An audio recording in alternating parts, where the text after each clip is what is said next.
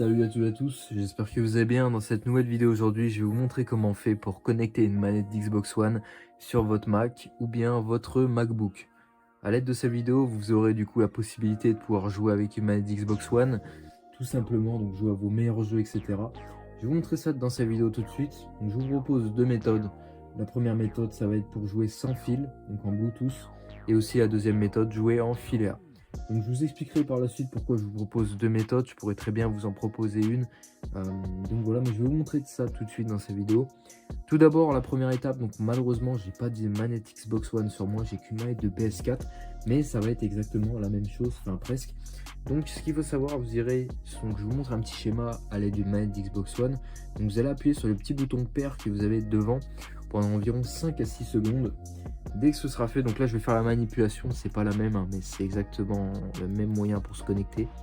Donc je fais la même manipulation, donc vous le bouton il sera devant. Votre manette va se mettre à scintiller sur la LED Xbox. Vous allez aller ici sur les trois petits traits, dans Bluetooth, réglage Bluetooth. Et là ici vous aurez votre manette qui sera détectée dans appareil à proximité. Ce que vous allez faire se connecter. Donc là je vais connecter ma manette de PS4 pour vous montrer un exemple, mais vous aurez une manette d'Xbox. On est bien d'accord. Donc ensuite, maintenant vous avez désormais accès à votre manette en Bluetooth. Tout simplement, vous pouvez jouer à vos jeux. Votre manette sera détectée sur les jeux. Pour la déconnecter ensuite, je reclique sur la manette et là ma manette vient de se déconnecter. Elle n'est plus connectée, vous voyez, elle vient de s'éteindre. Donc ensuite, pour la deuxième méthode, ça va être pour jouer en filaire. Donc une manette d'Xbox One, en fait, c'est un adaptateur micro USB. Donc ici, on voit micro USB. C'est exactement la même chose que sur une manette de PS4. Donc ce qu'il faut savoir, en fait, c'est que sur un Mac ou bien un MacBook, enfin du moins sur les appareils les plus récents, on n'a plus d'adaptateur USB. Donc, comme on peut le voir ici, on a de l'USB-C. Pareil, non, on n'en a pas de l'autre côté. On a de l'USB-C, donc comme sur les smartphones maintenant, les tablettes, tout presque est en USB-C sur les téléphones récents. Donc ce qu'il faut savoir, c'est que malheureusement, on va devoir acheter un adaptateur USB. Donc pourquoi je vous propose deux options? Il y a une option en USB et une option en excusez-moi, en Bluetooth. C'est parce qu'il y a certaines manettes qui ne proposent pas en fait le sans fil. Donc c'est pour ça que je vous propose ça. Donc ce qu'il faut savoir, c'est que sur une manette comme ça, on a du micro USB, mais on peut pas se brancher sur un MacBook. Donc pour ce faire, on va devoir acheter un adaptateur qui va être un hub USB. Donc un hub USB, pour ceux qui comprennent pas trop, ça ressemble à ça. Donc ça, j'en ai un sous la main, mais malheureusement, je sais pas où j'ai mis.